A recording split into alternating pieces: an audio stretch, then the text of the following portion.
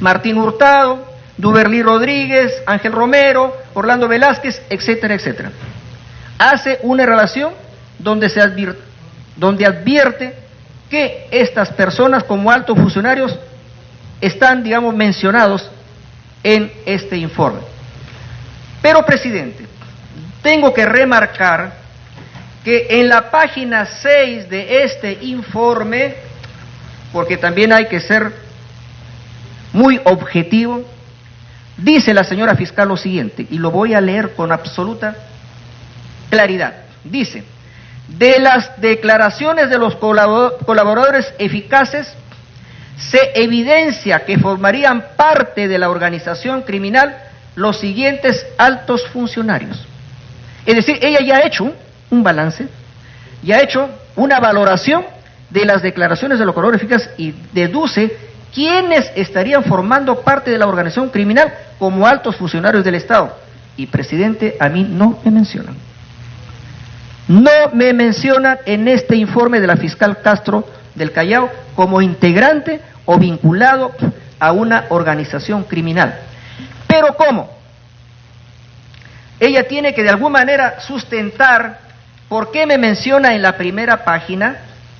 En la parte final de su informe dice, en el punto 3.7, en la parte última de su informe dice: respecto del juez supremo Duberly Rodríguez Tineo, declaración del colaborador eficaz número 1308-2018. Dice: el colaborador señala que hace 2 años, Javier Rodríguez Gómez, hijo del expresidente del Poder Judicial Duberly Rodríguez, le propone sus servicios como abogado a Mario Mendoza para asumir un caso de usurpación agravada. Se ponen de acuerdo en honorarios en $8,000 y que le entrega de adelanto $4,000. Él habla de un acuerdo entre abogado y cliente, acuerdo en la cual yo no tengo ninguna participación, porque mi hijo es un abogado egresado de la Pontificia Universidad Católica del Perú y es una persona mayor de edad, padre de familia, que tiene derecho a ejercer su profesión porque estudió para ser abogado y es abogado. Pero luego agrega: asimismo Rodríguez Gómez le pide a Mario Mendoza que acuerde una reunión entre Duberly Rodríguez Tineo y Guido Águila Grados. Eso no es tan cierto. Quien promueve la reunión es el propio empresario Mario Mendoza, que pide un encuentro entre el presidente del Consejo Nacional de Monitoría y Duberly Rodríguez para intercambiar opiniones sobre las instituciones, porque ambos teníamos la máxima dirección de estas instituciones. Reunión que yo no he negado, presidente. Yo no soy Pedro negándose 3 veces. Lo que ocurre, ocurre. Primacía de la realidad. Yo fui de buena fe a esa reunión. No se habló en absoluto de un tema judicial ni nada. Pero este colaborador eficaz, para obtener beneficios procesales, se acordó de esa cena y me menciona y luego dice que Duberly Rodríguez le aseguró a Mario Mendoza que su hijo haría un buen trabajo. Yo en ningún momento le dije que mi hijo haría un buen trabajo. Ese es un tema de ellos y la reunión no tenía por objeto evaluar el tema del caso que ellos presuntamente habrían convenido.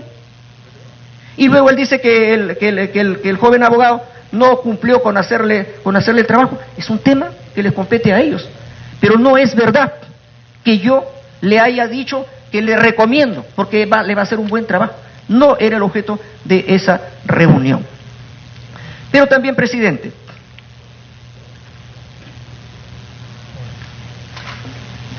este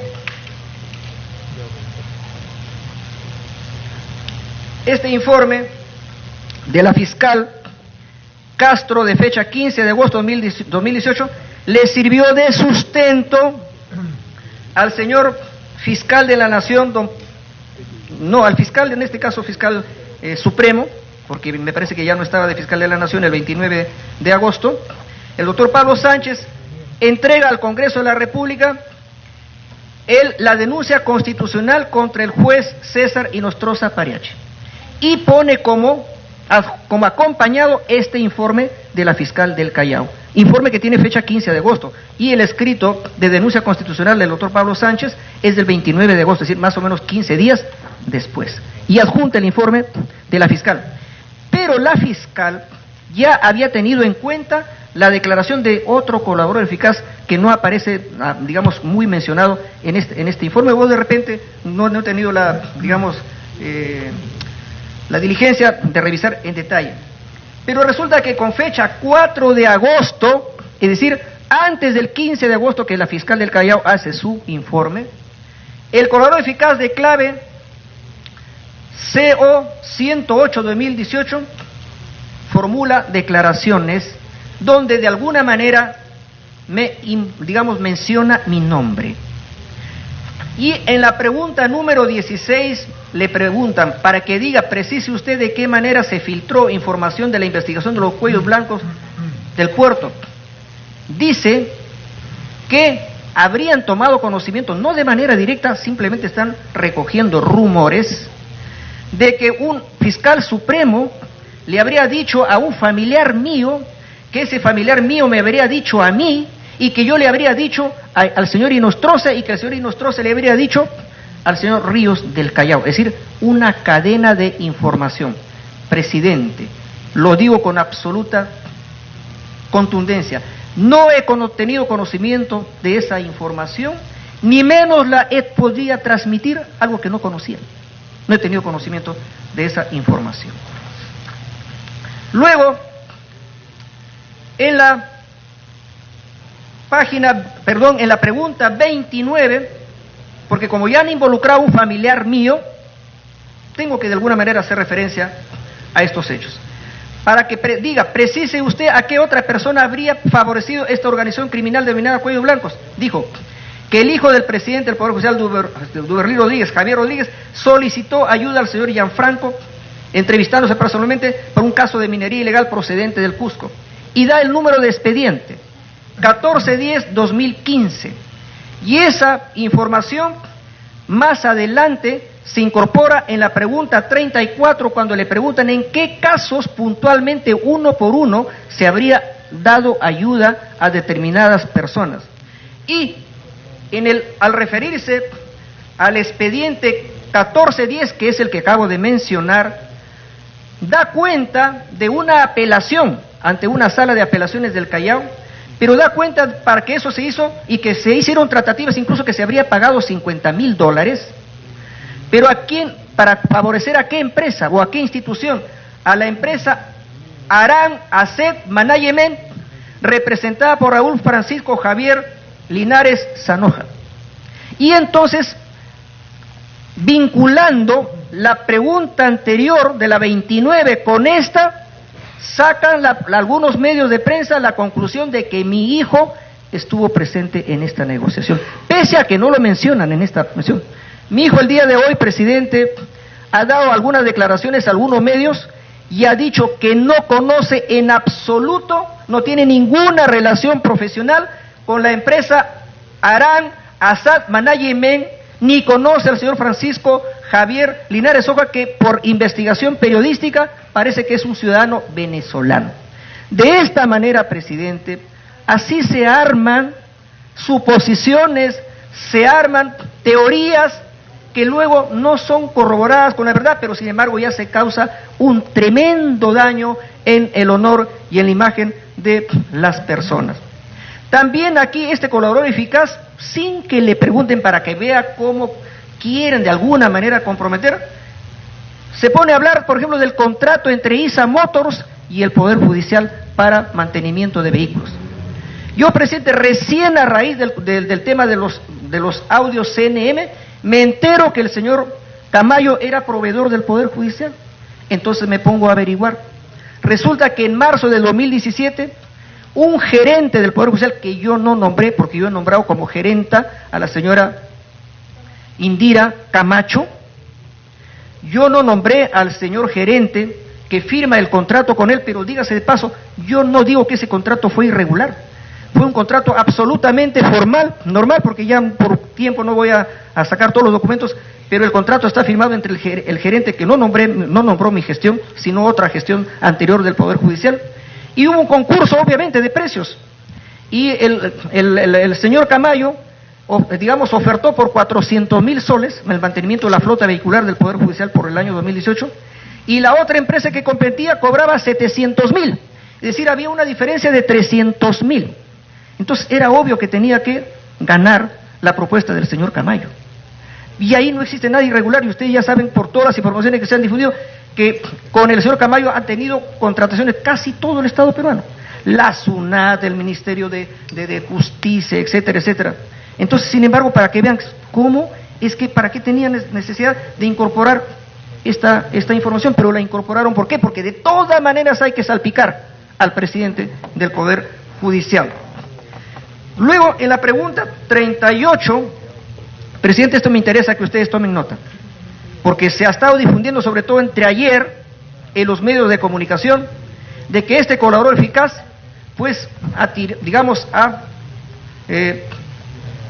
destilado noticias que, digamos, incriminan al presidente del Poder Judicial o a un familiar. Le preguntan para que diga, precise usted quiénes son los integrantes de la organización criminal Los Cuellos Blancos del puerto y cuáles eran sus roles. Le preguntan al colaborador eficaz porque él conoce mucho, porque da detalles prácticamente como si tuvieran los expedientes en su mano.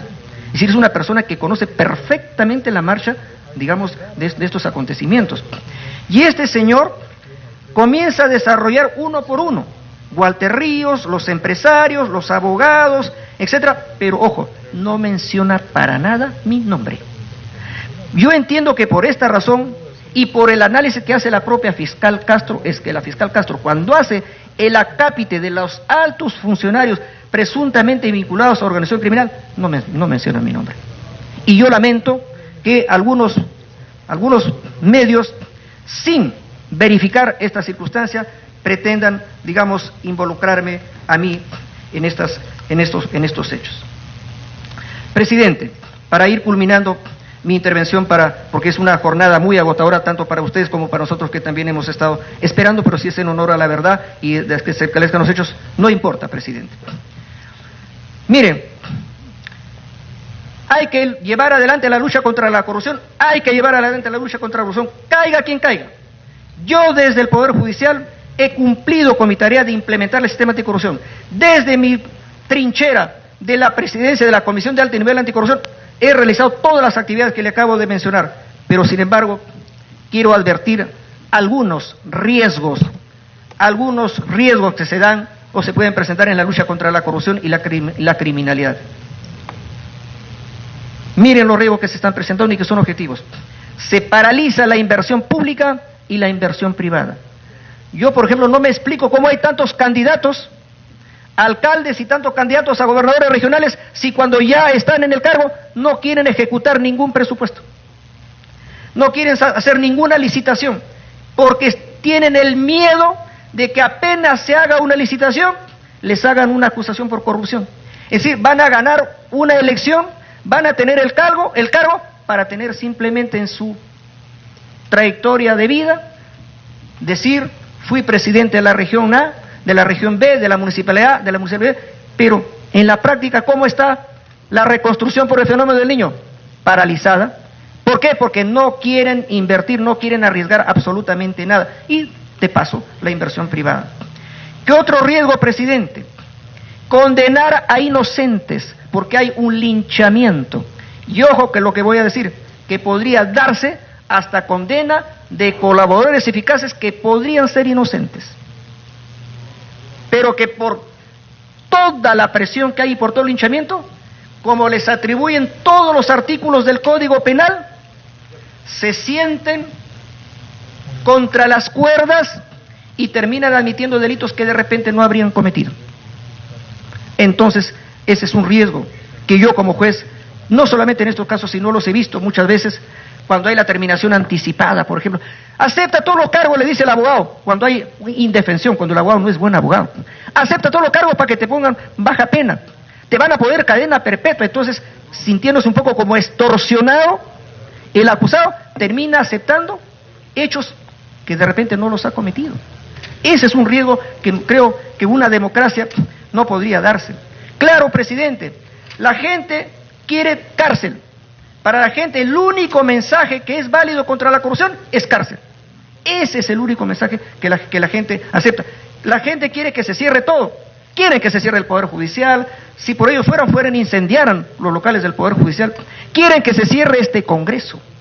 Las actitudes populistas, anarquistas y aventureras van a cabalgar sobre esta situación de crisis que tiene ahorita el sistema judicial peruano. Presidente, mucho cuidado con las barras bravas.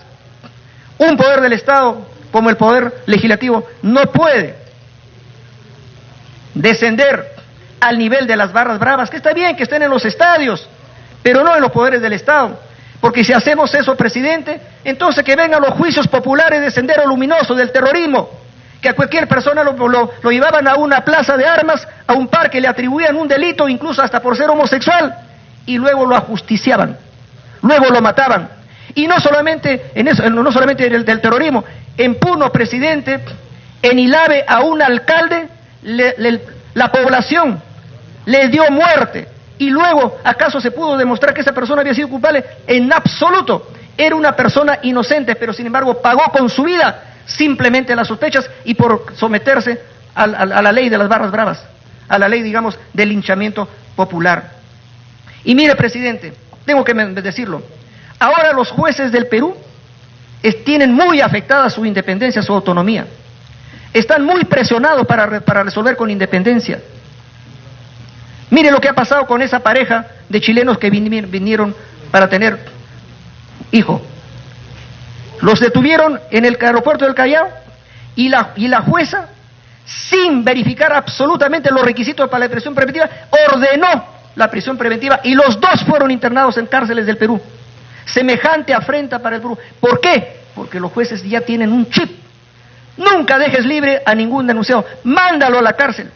Porque nadie te va a cuestionar, nadie te va a criticar, porque si le das comparecencia, te van a decir que eres cómplice de la corrupción, que eres cómplice de la criminalidad organizada. Mire a los extremos que estamos llegando, presidente. Eso yo creo que son riesgos que no se deben permitir. Finalmente, presidente, yo en el 1 de octubre de este año voy a cumplir 69 años. 69 años. Me acerco a los 70. Sin embargo, presidente, haciendo un balance de mi vida, porque uno también se puede calificar sin caer en la vanidad, porque yo estoy orgulloso de llamarme Duberly Rodríguez Tina y de tener el origen que yo tengo. Yo he venido de las zonas más elevadas de la serranía andina, de la Jalca piurana. Desde ahí he caminado paso a paso para llegar hasta donde yo he llegado. Presidente, siempre he estado al servicio de mi patria, siempre al servicio de la democracia y siempre al servicio de la justicia. Nunca he sido corrupto, jamás he puesto precio a una sentencia, nunca. Nadie me ha denunciado mis 23 años después, nadie me ha denunciado por corrupción, presidente. He liderado la Comisión de Alto Nivel Anticorrupción. He tenido una gestión eficiente en el año y medio del Poder Judicial. Aquí tengo, presidente,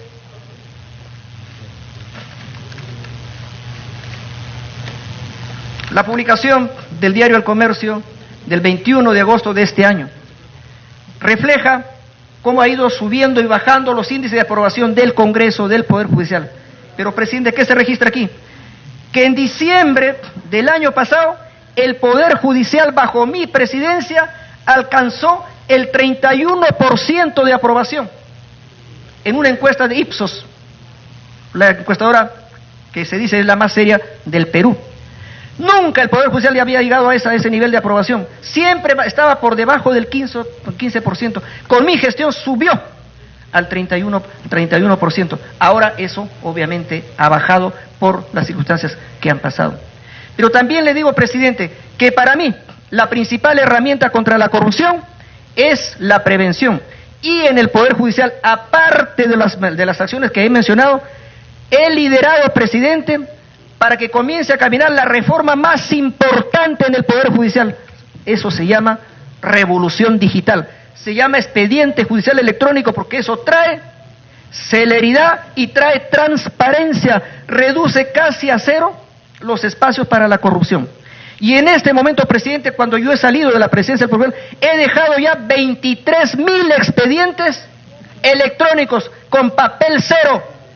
Con cero papel, y ya está próximo para que se firme el préstamo del Banco Mundial para el costo de todo el proyecto. Ese es el principal aporte en la lucha contra la corrupción que mi gestión estaba implementando y que ya está caminando, presidente. Entonces, lo digo con absoluta convicción, no tengo de qué avergonzarme. Ando en la calle con la frente en alto, porque la gente me conoce. Cuando paso por cualquier lugar y me saluda, no me escupe, no me repudia. Ese es un examen a la que yo me someto casi todos los días. Miro de frente, presidente, no rehuyo la mirada a nadie. Duermo tranquilo porque tengo la conciencia limpia. Y por esas y otras razones que mi defensa, el doctor Antero Flores va a explicar, espero de esta subcomisión un trato objetivo, imparcial y justo. Gracias, presidente.